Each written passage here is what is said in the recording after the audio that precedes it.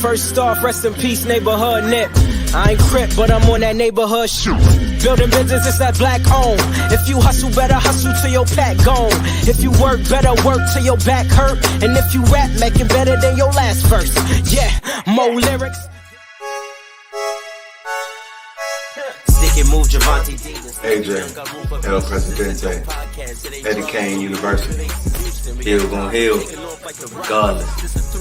You, Buchanan, Bethel High School, by way of 3-Man Weave, LLC.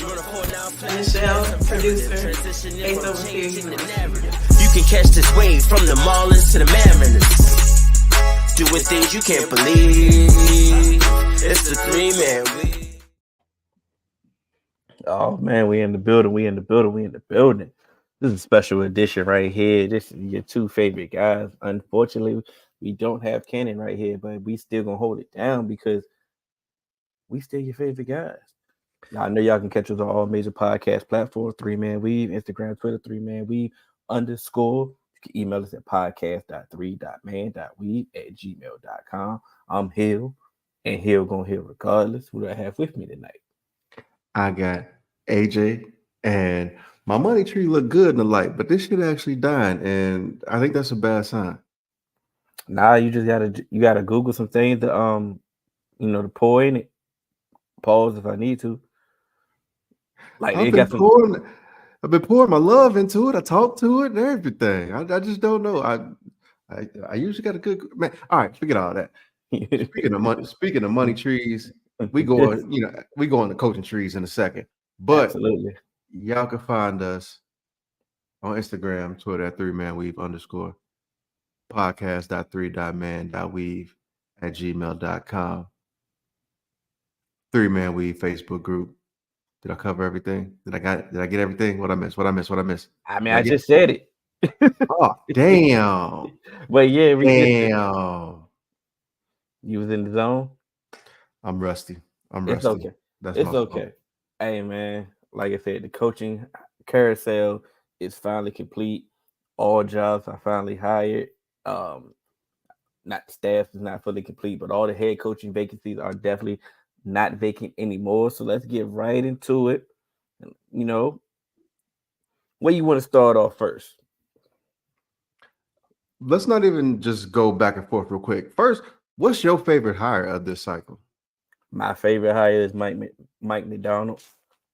I believe, getting the Triple Crown with the Ravens was a feat that I can't remember I've seen in a while.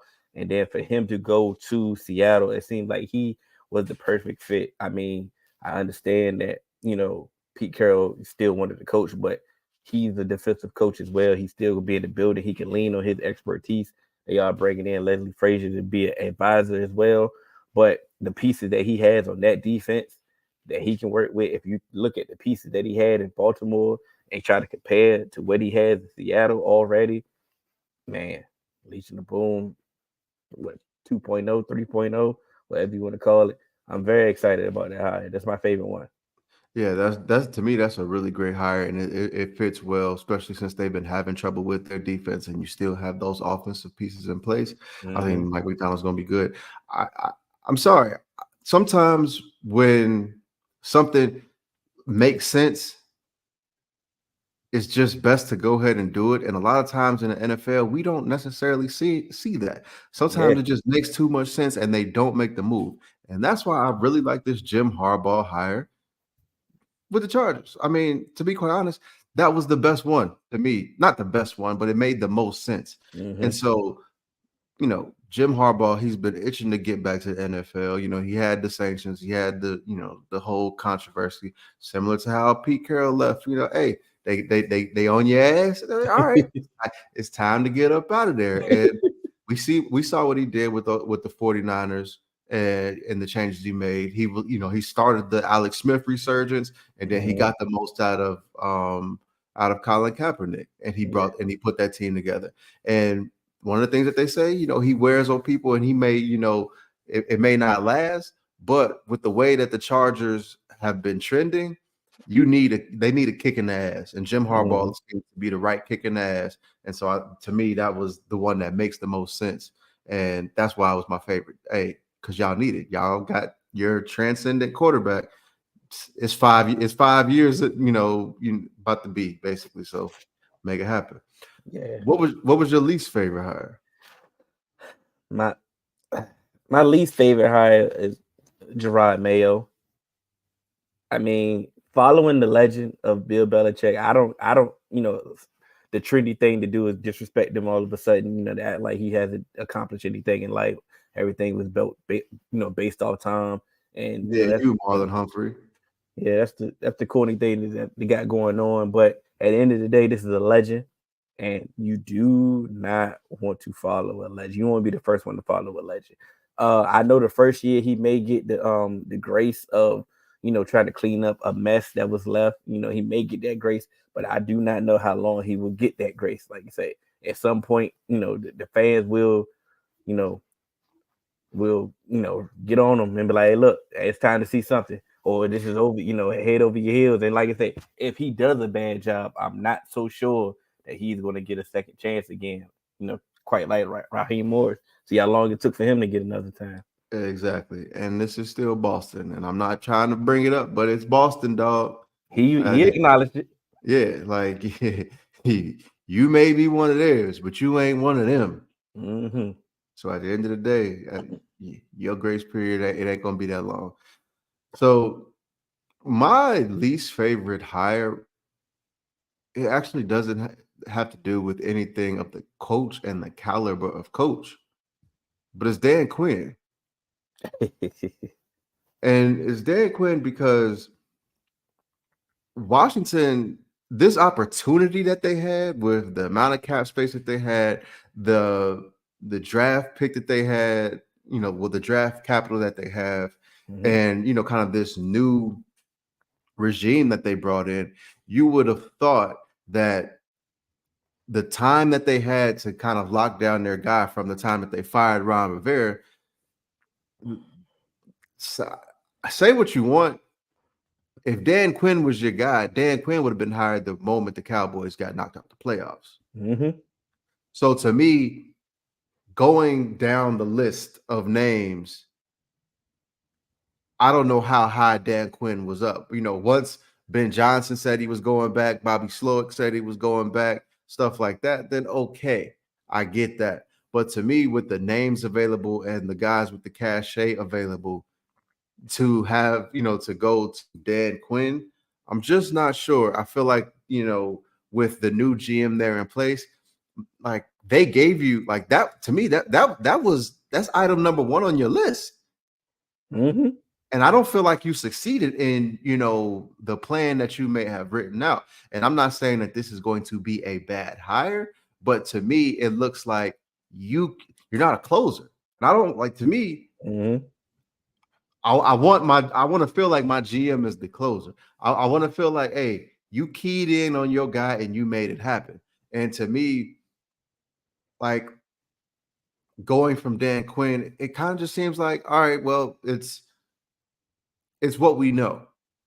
Mm-hmm. He was in the division. He, the defensive scheme. This is, I don't know if there was, to me, I don't feel like there's like a plan and say, oh, we have these pieces in place and we feel like Dan Quinn can maximize these pieces. Well, I can give you some. Let's just stay on Washington right now. I give you some pushback on that because they have a lot of draft. They have a lot of draft capital. Like you said, they have the second overall pick, and they're going to be picking second overall in the rest of the draft. They got multiple seconds. They got multiple thirds already. Like I say, that's draft capital, and they have the most cap space in the league. So you taking somebody from a divisional rival, you know what I'm saying? He gonna bring some people with you. And he also, like you say, we have the free range to go get everybody that they want because they have the most cap space in the league. Now, how they got to the hire, hey, like I said, Dan Quinn is going to interview well wherever he goes. He's been a head coach before. He knows what to do, and he's a likable guy. So him interviewing well was definitely never the issue. So him being a favorite or a top candidate, I believe it, but I do not believe that this was their number one guy at all because, like you said, they could have been hired him, and they waited till the very last moment. They actually was flying to Detroit and they got curved. Now they got curved, Yeah, they but got curved. I also think that Ben knew that he wasn't going to get the job either for some reason. So at the end of the No, day, I think Ben. it's I a don't bit. think. It was some I PR think. spin. Yeah, I don't know if Ben didn't think that he was getting the job. I think Ben intentionally put his price point up there for a reason. I don't think that's intentional. I think he really just didn't. The market really didn't go like they thought it was gonna go. Like these owners were like, "Hey, listen, hold on." Like Once Jim Harbaugh took what I think Jim Harbaugh got what like 16. yeah, but he was asking for 18. Right, but what? So yeah, once he got 16, Ben Johnson wasn't getting no 20. But the thing about Jim Harbaugh was he also didn't really have leverage. I get it. He's Jim Harbaugh. He's the number one candidate. But also he knew he wasn't going back to Michigan because them sanctions is coming. He didn't get that immunity that he really asked for. So he knew he had to go Right. somewhere. So he shot for the stars. He asked for 18. They pushed back and was ready to give him 12. And then they ended up negotiating. That's what negotiations are. They ended up giving him 16. And that's a very well a good Right. number for Jim Harbaugh based off his resume. Now, Exactly. And that's why I say Ben Johnson, he wasn't going to get that after Jim Harbaugh got that because Jim Harbaugh has been to a Super Bowl as a head coach. He's shown, the pedigree to work with multiple quarterbacks and get the best out of them, and different levels of quarterback. Alex Smith was the number 1 overall, but everyone looked at him as a bust, got something out of him. Colin Kaepernick, 2nd round QB, squeezed the most talent out of him as well. So I think Ben Johnson didn't really have the stuff in place to put in front of him necessarily, because say what you want about Jared Goff, we seen Jared Goff get to a Super Bowl with Sean McVay. And so, yes, you knew that, okay, yes, you could work with a quarterback and you still made Jared Goff look good. But we've seen another coach do that as well. And we've seen that coach do it as a head coach. We haven't seen you do it as a head coach yet. So there's still some unknown factors. So I get that, but but at the end of the day, he still was the hot shot media darling, hot OC, and I ain't taking nothing away from him. Because I wanted him in Dallas, so don't make it seem like. But I do believe that he put his price tag. He stood on his price tag, and I believe it definitely pushed people away. Not push people away, but it's a lot of voices in that ownership group in Washington. Like I say, so everybody might not have been like, "Look, we're not trying to pay this." Who was he? Yeah, 100%. I got you. It's pretty much all you believe. Was his price tag too high? Did he really want to run it back in Detroit? Was it really the money? Was Dan Quinn really the number 1 guy? It's like I said, all the reports are coming out all at the same time. It's pretty much just like, okay, what do we really believe? But at the end of the day, y'all was on the flight to go talk to him again, and there was a report that said his interview was bad. So if his interview was so bad, why was y'all going back to Detroit? Yeah, to go talk to him. So I'm saying, it's like, which one are we really believing? But like, let's go. Let's run through these. The most controversial, let's say, we'll speak for our group, was the Dave Canales hire. Yeah, I don't see how this is the most controversial.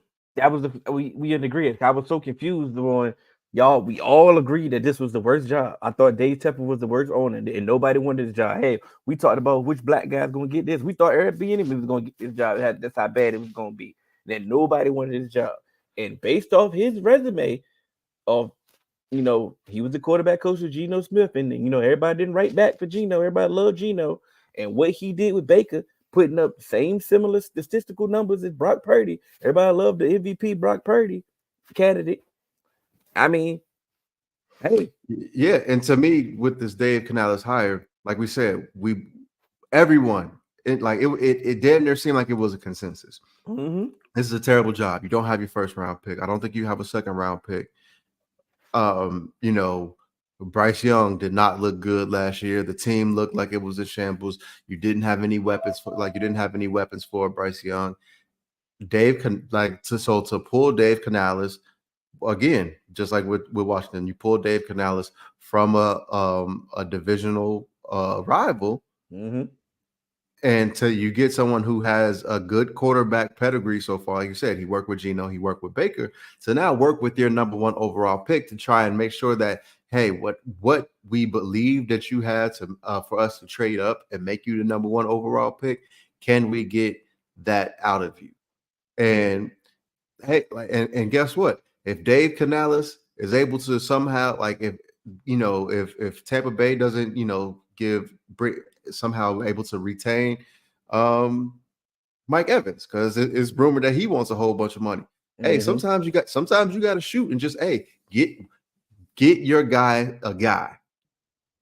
You know what I'm saying? And Absolutely. what better way to get, a 6'5" receiver that can just go up and get it regardless of where it's at. So he has that rapport with Mike Evans. So this might be something that you could do. And to me, the most underrated part, one of the guys that I thought they was just going to hand this job to, they kept Giro Evero on staff. Absolutely. Damn, like I can't be mad at kind of how this was. This is one of the more surprisingly good hires. Yeah, absolutely. On the optimistic viewpoint, like I said, it makes sense.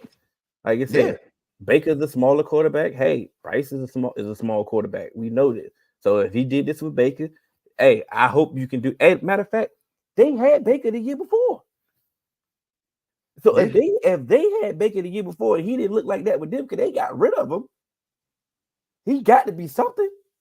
Yeah, you got to start thinking like, okay, he got something. He got something right there. We can figure out, like you say. So I mean, the whole thing in this offseason is to fix Bryce.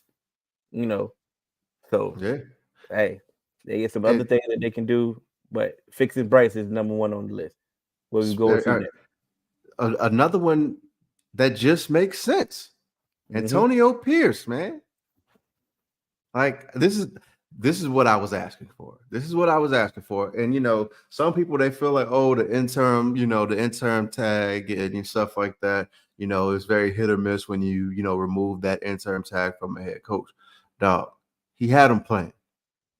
And now you give him the opportunity to kind of put his staff together. He's going with some, proven guys that have, been in this NFL, like the NFL for a while, to kind of, help him out. You got Marvin Lewis on staff.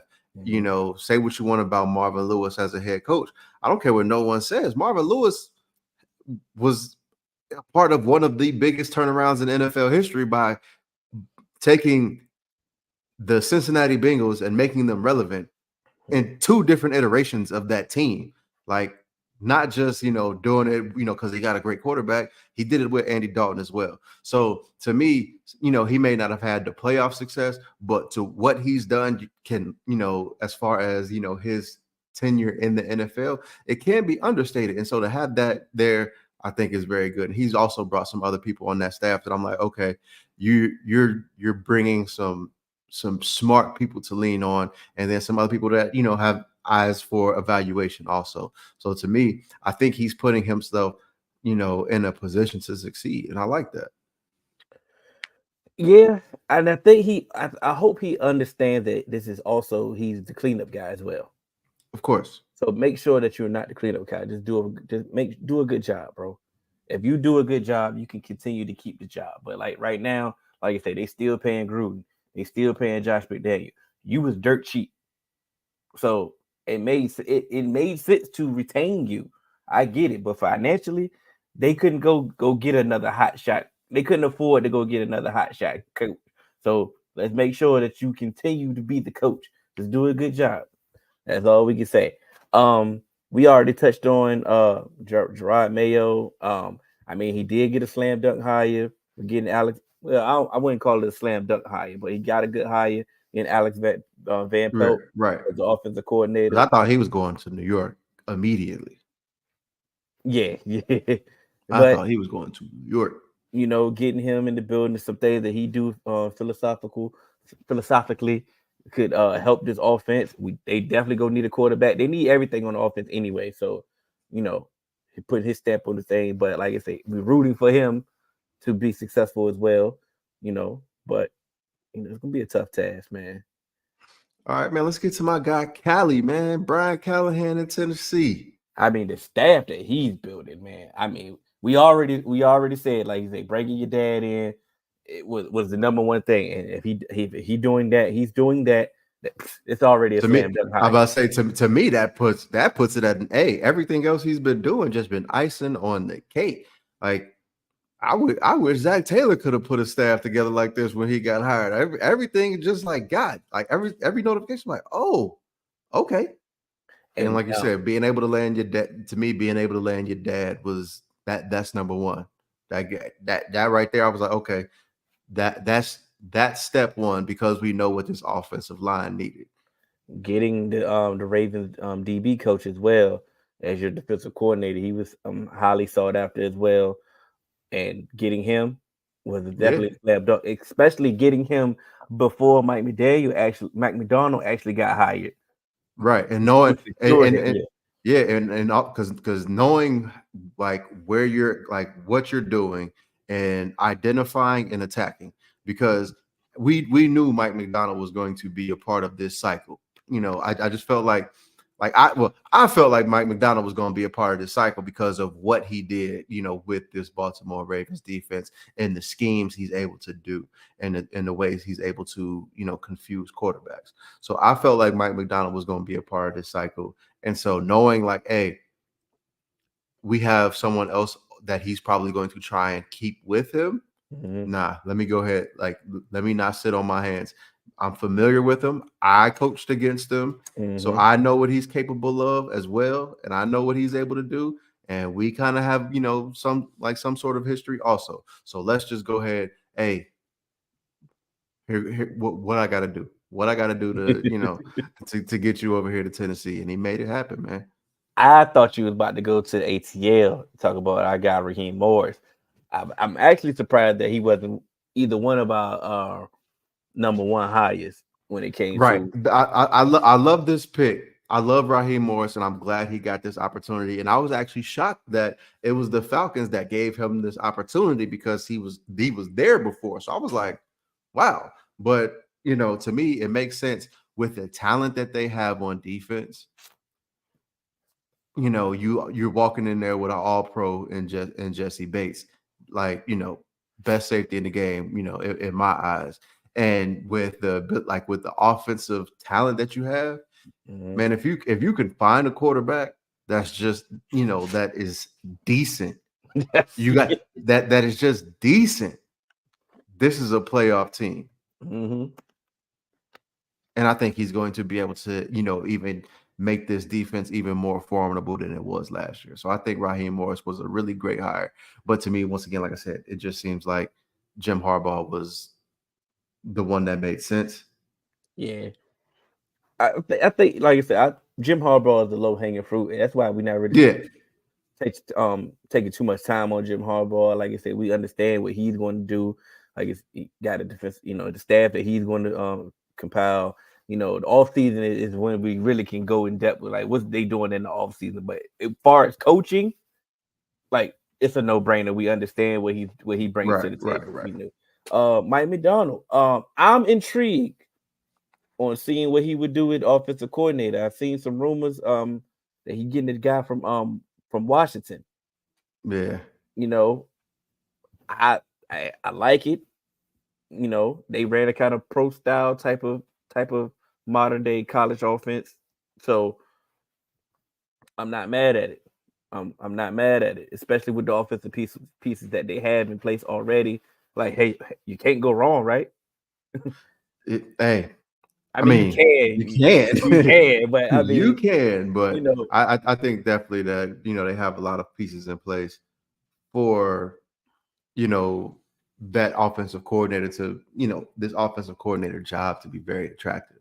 You know, you walking in with DK, Tyler Lockett, JSN. They got, you know, they got Kenneth Walker, Zach Charbonnet, offensive line. You know, they got some pieces there also. So to me, you're walking in as an offensive coordinator with the opportunity to become a head coach in 1 to 2 years. Absolutely. So this is a dream job, actually. Yeah. And then my fault, go ahead. Yeah, I mean, like you said, I know we thought he was going to get hired in this cycle. It made perfect sense for him to get hired in this cycle. But like I said, we thought Ben Johnson was going to get hired in this cycle as well. We seen some things happen, especially the way that they lost the AFC Championship game. He could have been one of the ones that say, "Hey, I want to run this back as well," and it would have made sense as well. So, but shouts out to him to go into a place that made sense. Made just as much sense. If not, with like I said, with the defensive pieces that they have already in place, man, that's a slam dunk. I'd be nervous if I was in that division. Last but not least, we can go Dan Quinn again. We'll wrap it up. Yeah, I mean, like I said, I think I said kind of what I had to say about Dan Quinn, but I think there are some things that they can build upon, and like I said, you got the draft capital, you have the you got your cap space. Mm-hmm. Go out there, spend some money, make sure you do some proper evaluation in the draft, and come on. And Dan, this could this has the opportunity to be your last job where you can be there for a while. Like Mm-hmm. this draft class could keep you in place at minimum for 7 years. Yeah. I seen some things that people said this is pretty much nothing but a Ron Rivera all over again. The difference with Ron and Dan is because Ron was doing a lot of cleaning up, bro. Like cleaning up messes. I think Ron was kind of like the let me usher out the what was it, the Jay Gruden era?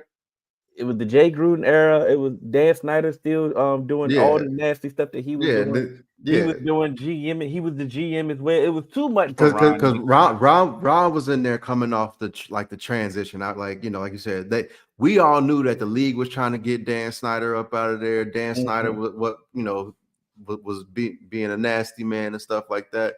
Ron was coming off a cancer diagnosis. Bro, he ain't need all of that.